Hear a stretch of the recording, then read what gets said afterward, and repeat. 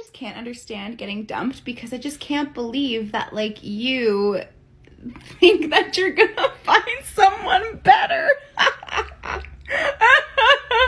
Huh? How are the dating apps working for you? Great? Having fun? Nah, me neither. The apps are absolutely not working. I've been single 2.5 years, and I'm 33 years old.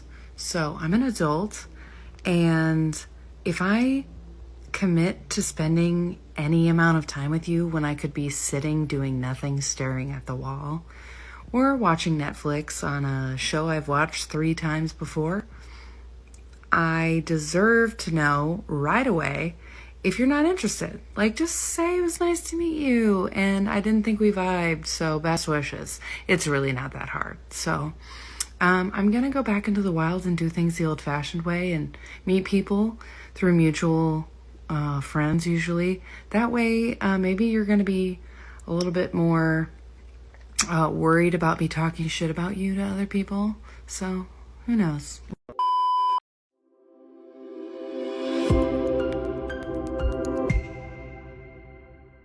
You know, guys, a lot of men have heard this one before. So what are we? Where is this going? What do you want from this? Funny how those questions suddenly get urgent the moment the timeline starts feeling real. But hey, what's up? It's Mr.NicholasTV back again with another response video. Today we're starting with a clip from this woman sharing her concerns about modern dating. And yeah, plenty of people are genuinely tired of the whole casual dating scene, even though it didn't exactly appear out of thin air. Alright, let's get into the clip. Drop your thoughts in the comments.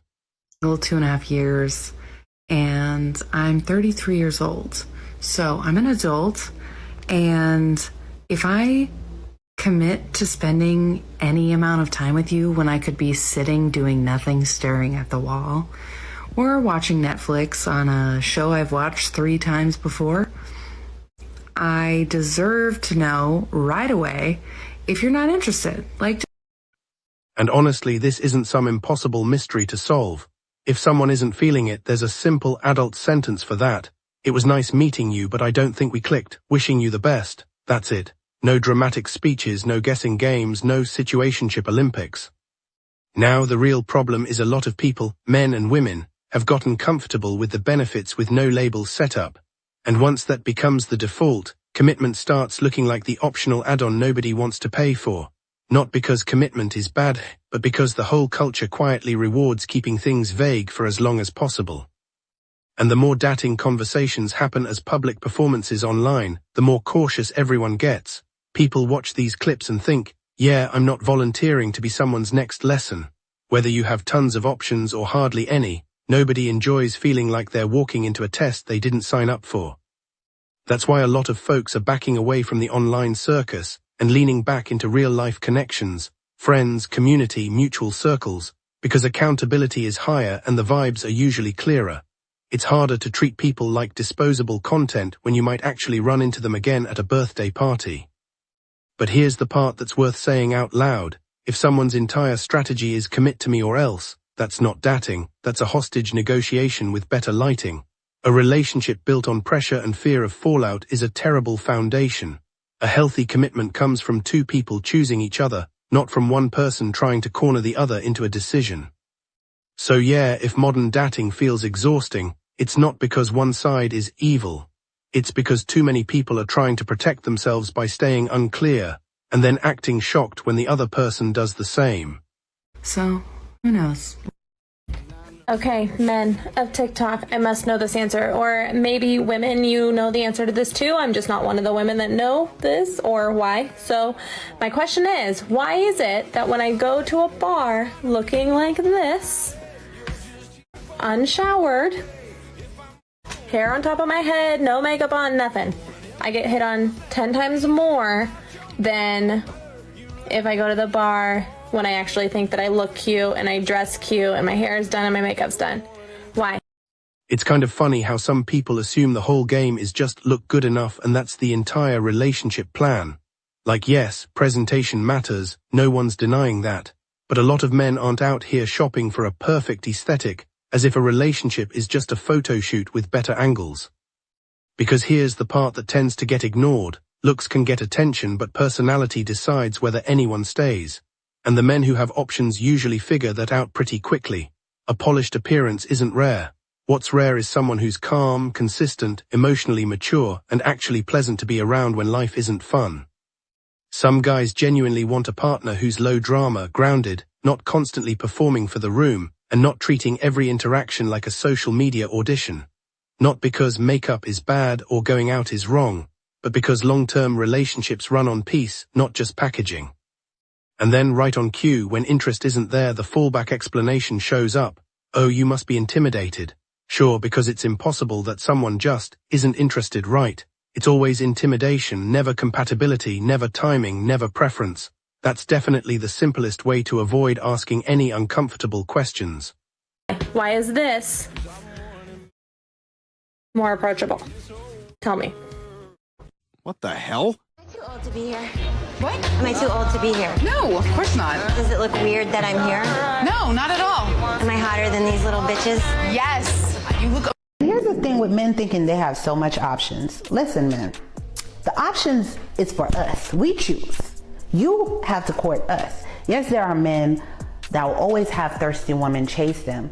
But understand, when the woman is the one chasing you, her quality is already, I'm a strong believer in not chasing men. I don't care what your specific, unique story says. That's my belief. I will never chase a man down. You have to show interest in me for me to reciprocate it. You know what I mean? I do have a question though. If this approach is as solid as it's being presented, if it's the blueprint, then what does the result usually look like in real life? Because it's easy to sound confident on camera and say, I don't chase, I choose, men should pursue and court me. Okay, fine, some people prefer traditional dynamics, but the fair follow-up is, has this actually worked out long-term for you, or is it mostly a philosophy that sounds good in a short clip? And to be clear, this isn't about where's your ring as a personal attack. It's about credibility. If you're giving guidance to people who genuinely want a committed relationship, it's reasonable to ask whether the advice comes from lived results, not just a catchy mindset. Also, the whole I'm just waiting for the right person to appear narrative can be comforting, but it can turn into indefinite waiting if there's no real plan behind it. Confidence is great, standards are fine, boundaries matter, but relationships still require effort, communication, and mutual choice, not just a posture of I won't budge. So if the takeaway is simply don't chase, but nothing replaces it, no skills, no strategy, no accountability, then yes, that can mislead people who want marriage, family, or a stable long-term partner. High standards aren't the problem. Treating them like a substitute for real relationship building is. I don't believe that because I come from a family of men and I see how they talk about women that chase them. They automatically think she's easy, she's fast. But dang, I'm kind of scared of her. Honestly, I don't know many men who walk around saying they're intimidated by women. If a guy pulls back, it's usually not fear, it's disinterest, mismatched expectations, or just not wanting the drama. The "you're intimidated" line gets tossed around like a universal explanation, but most of the time it's just a convenient way to avoid asking, are we actually compatible? Now about this whole men should court you, men should chase you idea, okay, traditional dating is a valid preference, but it's 2026 and the fair question is, what's the reason someone would invest heavily right away? Not as a jab, just as a real-world question. Because most people are going to evaluate effort versus value, and value here isn't about looks. It's about reciprocity, character, and what the relationship actually feels like day to day. If the message sounds like, you should do more, pay more, pursue more, and I'll decide later if you're worthy, then a lot of reasonable people will simply opt out. Not because they're intimidated, because they don't want a one-sided dynamic. Healthy courtship is mutual. It's not, you prove yourself while I sit back and judge. And here's the irony. When dating becomes a speech about entitlement instead of partnership, it doesn't attract commitment. It attracts either people who enjoy chasing for sport, or people who keep things casual and leave the second expectations get real. That's not a win for anyone. Also, pushing the idea that women shouldn't chase as a hard rule can backfire. In real long-term relationships, both people usually show interest, initiative, and effort. A good relationship isn't built on one person performing and the other person being convinced. So yeah, have standards, have boundaries, absolutely. But if the advice teaches people to expect investment without offering mutual investment, It's going to create the exact frustration it claims to solve. All right, let's move on to the next clip. Understand is it doesn't matter how much I love myself or how much confidence I have. It doesn't change the way that things are. It doesn't change reality in the moment right now where we are. You know, when I date as a 30-plus fat woman, I have to take certain things into account. I know the way that men talk. I know that fat women are considered slump busters. I've heard them described as that. I've heard fat women described as easy. I've heard guys say things like, I'm getting so desperate, I'm going to F a fat chick. I've also heard men say that women over 30 are desperate over and over and over again. It's not a one-off thing. You can search the internet and find meme after meme after meme saying the same thing that I've just described to you. And still, you will have men come back to you and say, like, that's not true. It is. I know that that's men's perception. It's an incorrect perception, but Yeah, so she's saying it's an incorrect perception. But here's the thing, attraction is rarely just one variable. Most people, men and women, know that first impressions are influenced by appearance and how someone carries themselves. That doesn't mean anyone has to follow one beauty standard or wear a specific amount of makeup. It just means looks can open a door while personality decides whether it stays open. What's a bit ironic, though, is how people sometimes treat preferences like they're unacceptable, until those same preferences work in their favor. Suddenly everyone deserves understanding on one day, and I know my worth with a very specific checklist on the next. The flexibility is impressive. And if we're going to be honest, pretending nobody is ever superficial is a cute story, but it's not reality. People make judgments quickly. The difference is some admit it and some dress it up as standards so it sounds nicer. So instead of acting shocked that attractiveness plays a role, a more helpful conversation would be, what do you bring beyond the surface, and what kind of partner are you actually choosing based on? Because if we're calling out superficial behavior, it has to go both ways. Otherwise, it's not a principle, it's a convenience.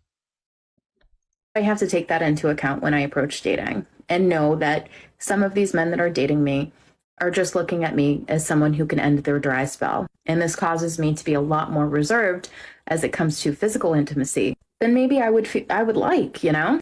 And I can always tell that men are so shocked that I won't just jump into bed with them.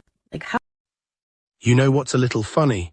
A lot of people suddenly become very serious about defining the relationship right after they've spent a long time being perfectly comfortable with keeping things vague. Like now we're doing standards, boundaries, and commitment talks. Amazing timing. And look, wanting clarity is valid. Not wanting to be treated casually is valid. The part that raises eyebrows is when someone presents it like a brand new moral awakening, as if commitment only became important once the dating market stopped feeling effortless. Because then it doesn't sound like I learned and matured, it sounds like I'm tired of outcomes I used to tolerate. Here's the reality. If you want a serious relationship, the principle is simple. Choose people who also want serious, communicate early, and walk away fast when the actions don't match the words. That strategy works at 22, 27, 33, 40, whenever. What doesn't work is hopping casual connections magically convert into commitment just because you're ready now. And another thing people don't love admitting, sometimes we keep certain people on the shelf. Not always maliciously, more like, I'm not choosing you right now, but I want the option to circle back later. And sure, both men and women can do this. But when someone returns years later acting like nothing happened, it can feel less like romance and more like a subscription renewal nobody agreed to. If you genuinely changed, that's fine, people grow. But you can't be shocked if the other person also grew, moved on, or doesn't want to reopen the same chapter. So the takeaway isn't blame a whole age group or put anyone down. It's just this, consistency matters. If you want to be taken seriously, lead with serious choices, not just serious speeches. And if you want commitment, look for mutual effort, not a one-sided, prove yourself dynamic. How dare you, as a fat 30-plus woman, reject me? And I hope it makes them feel bad. F them.